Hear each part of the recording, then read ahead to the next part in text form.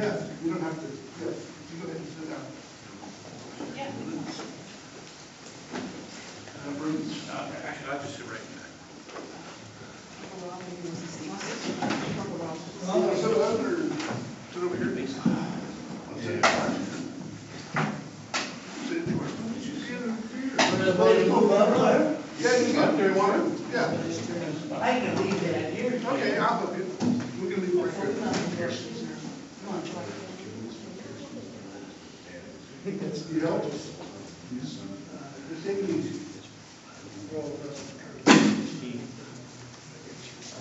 Where is she sitting? Family.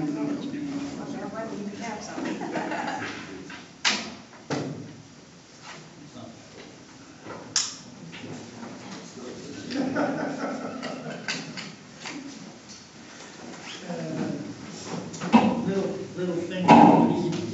Yeah, let's get around. I want to thank all you folks for coming today.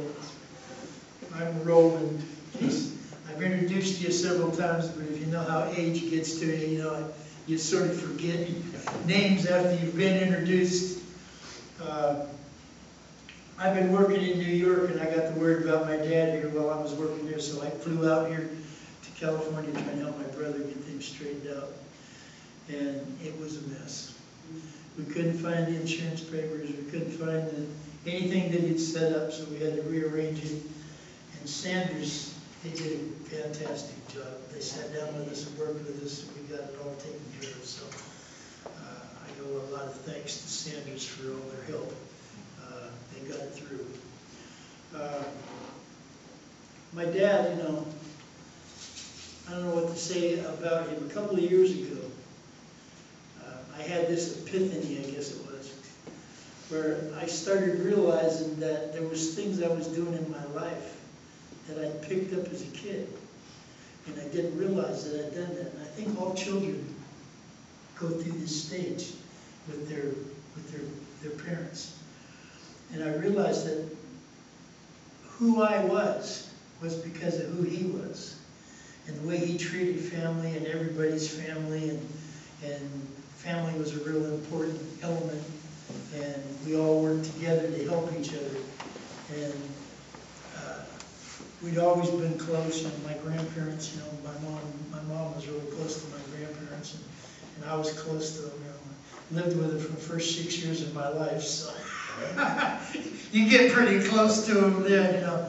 But I sort of had this epiphany, and I wrote this letter to my dad, and I told him, you know, all the things that I thought that he had done in my life to help to make me who I am, you know. And I just was really appreciative, you know, and I thought that, hey, you know, a lot of times parents don't get to hear that from their kids, you know. And this was before he ever took his first fall a few years ago. So, you know, it came at a time, you know, when, to me, I said he's going to be around for a lot longer, you know, but it didn't turn out that way, you know. But I remember the things we used to do, go camping, and we used to travel. One of the nice things that we had is we had 2 times a year we really looked forward to. My mom would scrimp and save all year long, and we'd go on a vacation in the summertime. And it might only be camping someplace, or it might be to San Francisco, or it might be to Reno, but we went somewhere in the summer, and then we always had Christmas to look forward to in the wintertime. So there was always something 6 months out in front of us to be thinking about, to look forward to. And I thought that was pretty neat, you know. But I just, you know, there's a lot of things I'd like to say, but I don't know. Can't remember some of them. That's old age. Harlan, is there anything you'd like to say?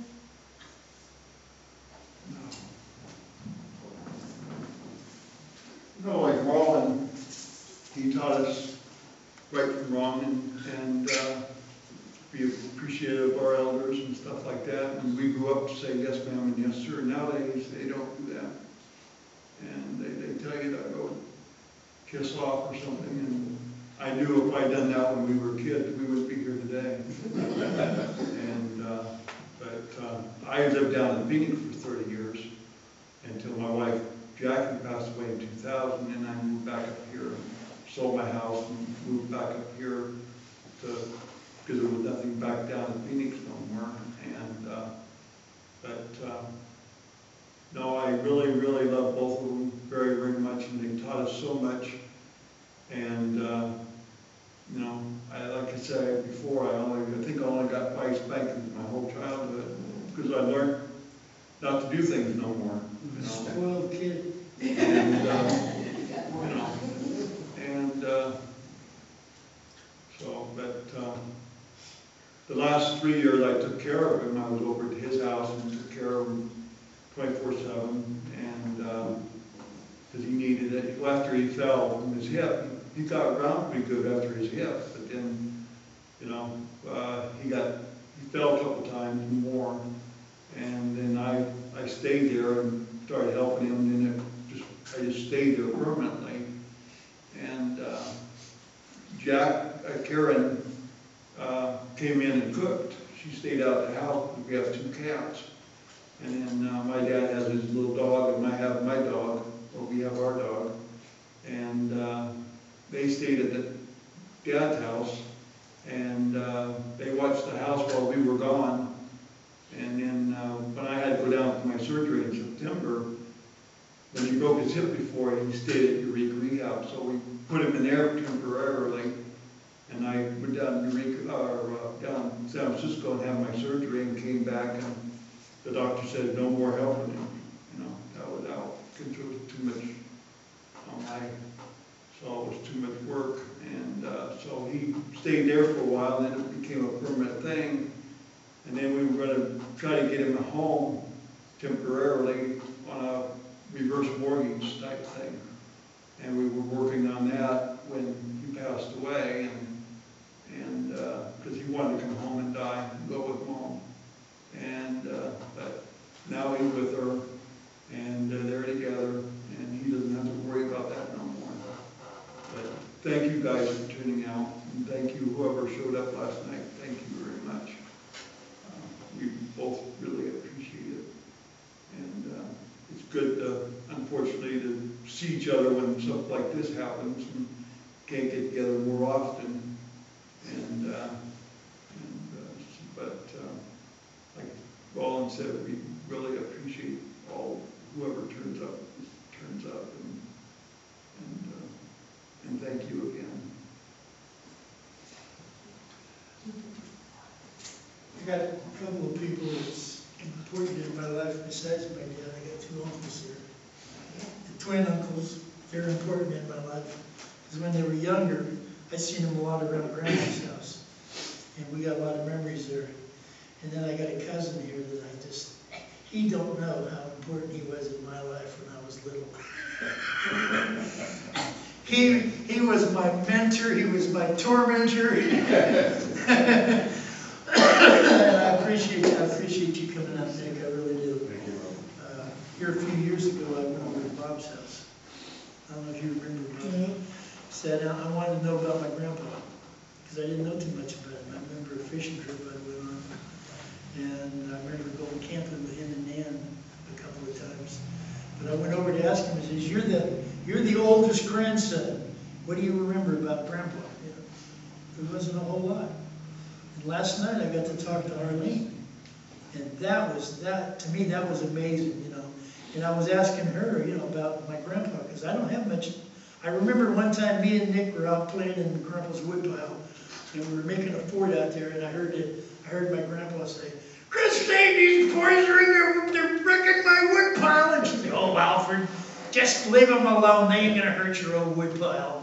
But those are the kinds of things you remember as a kid, you know.